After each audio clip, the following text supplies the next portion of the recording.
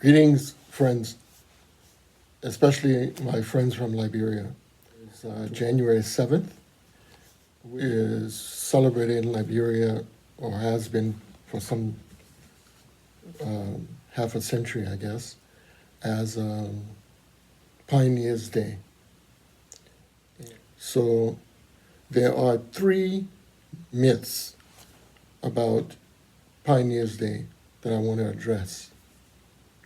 One is that the day marks the arrival of African American repatriates on what is called Providence Island, which is between Central Monrovia and Bushrod Island, the much bigger island, Bushrod. But that's simply not true. So Pioneers' Day was established as a holiday in 1955 during the presidency of William V.S. Tubman. And at that time, the late Momolu Dukle was the Secretary of State. And I have a copy of the order which established the day. And I can tell you that nowhere in the document is the landing of repatriates on Providence Island mentioned. Nowhere does it say that this day is to commemorate people landing on that island. Don't take my word for it. I encourage you to double check and go to the records. The title of this is Brochure of Ceremonies for the Institution of the Most Venerable Order of the Knighthood of the Pioneers of the Republic of Liberia. So try to find a copy. For those who are in government in Liberia, all you have to do is go to the Foreign Ministry, and I'm sure they have it in their files, or it will be found in the archives, National Archives. But it does not mention the landing on Providence Island. And I can just tell you from my own research that there were actually a handful of African American men, repatriate men, who had been on that island from before January 7th. And the group of men, women, and children who had been living in Sierra Leone didn't arrive on Providence Island on the 7th. They came much later. If you're interested in the details, I'm finishing up a book on the founding of Liberia, and you get more information there. The second myth about Pioneers' Day, January 7th, is that it was set aside to commemorate, to celebrate African American repatriates. And again, that's just false. These lies are perpetrated by people who don't even bother to look, at the records. They make things up and then spill it out, and they repeat it, and people don't bother to question, so it's swallowed, and over time, it is accepted as truth. One of the interesting things I encounter as a historian is that when you share something with many Liberians that they're not aware of, they'll tell you that that's not true. The assumption is, if it were true, I would know it. It is as if I know everything. And so if you're bringing something to me that is new, then it can't possibly be true. And that's a very strange position for anyone to take in regards to knowledge, because then you close your mind and nothing new is acceptable. So why do I say that the holiday was not set up to commemorate African American repatriates? Well, because in this brochure, there's actually a list where the government in 1955 designated individuals who were being commemorated as pioneers. And and this list contains the names of repatriate men, indigenous rulers, some repatriate women, and Africans who had been liberated from slave ships. So the core constituencies that met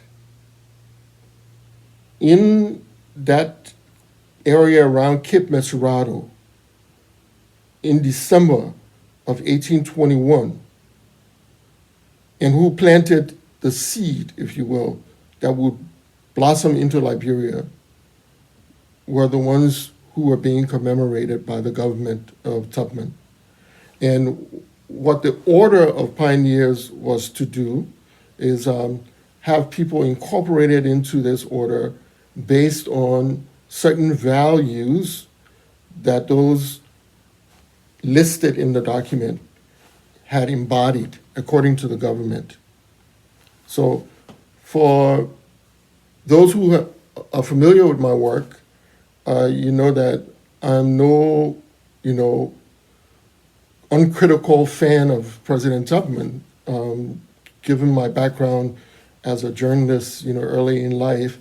I think his policies towards the press were just disastrous. I'm not an uncritical fan of any president in Liberia or anywhere else for that matter. So let me just put that out there and make that clear. But what I'm saying to you is about the document as it was presented. I'm not trying to defend an administration or justify their policies. I'm simply explaining what the document said. And so in this document, it goes on to talk about the values, excuse me for a minute, I'll pull it up from here, that the people listed were said to have embodied. And it says, whereas in recognition of the deeds of valor, patriotism, and self-sacrifice of the founding fathers and mothers of the Republic, this order was being created.